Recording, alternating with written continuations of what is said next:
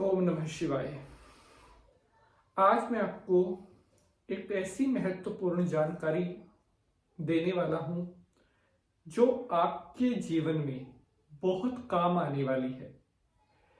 अक्सर हम सभी अपने जीवन में बहुत से कार्य दान पुण्य के करते हैं और हमें करने भी चाहिए, क्योंकि हमारा सनातन धर्म कहता है कि जो मनुष्य अपने साथ साथ पशु पक्षी, जीव जंतु, पेड़ पौधे, इनका भी ख्याल रखता है, यानी कि प्रकृति का, तो प्रकृति भी हमारे ऊपर अपनी पूर्ण कृपा दृष्टि बनाकर रखती है।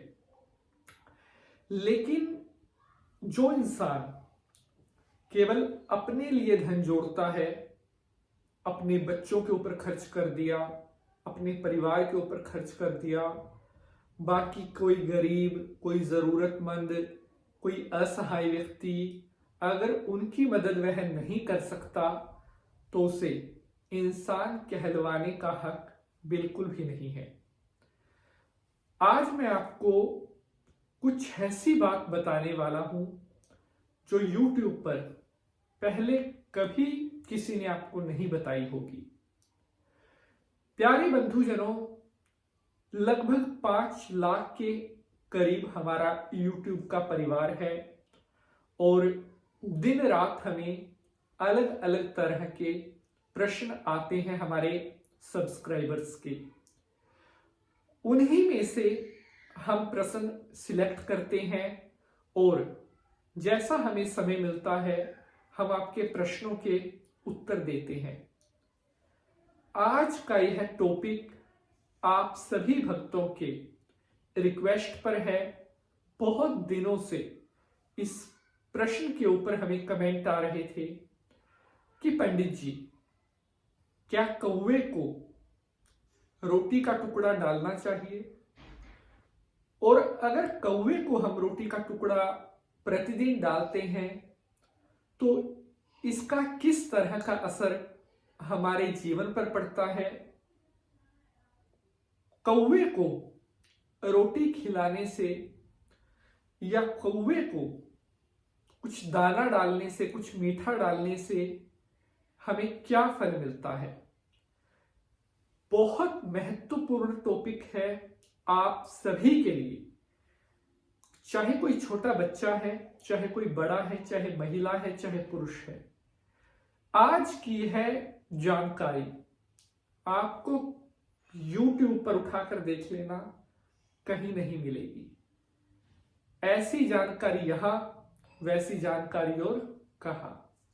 प्यारे बंधुजनों, आप सभी को पता है कि हमारे सनातन धर्म में सभी पशु पक्षियों का आदर करना सिखाया गया है, पेड़ पौधों की रिस्पेक्ट करना सिखाया गया है।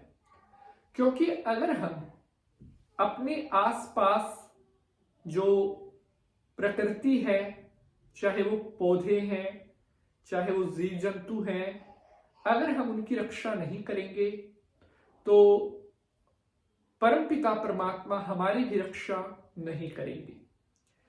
प्यारे बंधुजनों, ध्यान से सुनो, कौवे को रोटी डालना कैसा होता है।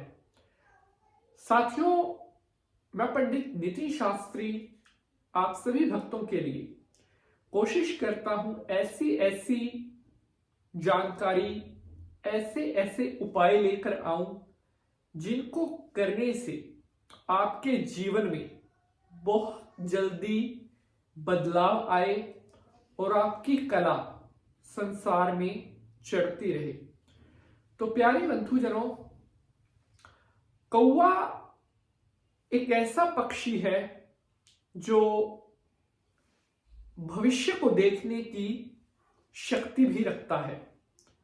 कहते हैं कि कौवे को होने वाले भविष्य में, जो फ्यूचर में कुछ होने वाला है, चाहे वो शुभ है चाहे अशुभ है, उन चीजों का पूर्वाभास यानी कि सबसे जल्दी अगर किसी पक्षी को पता चलता है तो वो कौवा है।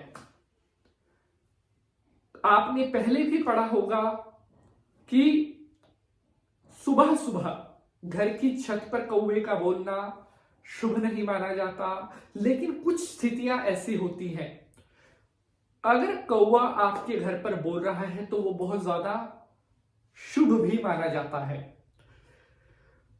अगर हम अपने सनातन धर्म की बात करें तो कौवे को जो है पितरों का प्रतीक भी माना जाता है। हमारे ऐसे पूर्वज जो स्वर्ग सिधार चुके हैं, दादा परदादा, वो पितर हैं, उनका प्रतीक माना जाता है कौवे को।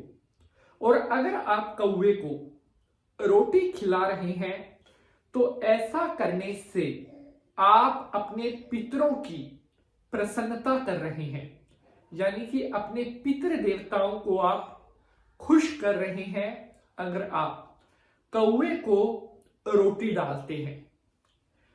कहते हैं अमावस या चतुर्दशी के दिन जो व्यक्ति कौवे को मीठा डालते हैं या पूरी डालते हैं, जो पका हुआ भोजन है, तो ऐसा करने से उनके 3 जन्मों तक के जो पितृदोष हैं वो समाप्त हो जाते हैं। इसके अलावा आपको पता है कि कौवे का काला रंग है और शनि भगवान का भी काला रंग कहा गया है। अगर आपकी जन्म कुंडली में शनि की साढ़सती चल रही है या आपकी जन्म कुंडली में शनि की महादशा चल रही है, तो अगर आप कौवे को रोटी डालना शुरू करते हैं तो शनि आपको कभी बुरे परिणाम नहीं देगा। शनि के क्रोध से हमेशा आप बचे रहोगे अगर आप कौवे को शनिवार के दिन सरसों के तेल में चुपड़ी हुई रोटी डालते हैं। कौवे को बाजरा डालने से या कौवे को दाना डालने से आपका भाग्य सुधरने लगता है और आपकी जीवन में सफलताओं का सक्सेस रेट बढ़ने लगता है। प्यारे बंधुजनों, कौवे को मीठा डालने से आपके नवग्रह भी शांत होने लगते हैं। आज का एपिसोड आपको कैसा लगा है, लाइक शेयर जरूर करेंगे। मिलेंगे अगले एपिसोड में किसी नए विषय के साथ। जय माता की।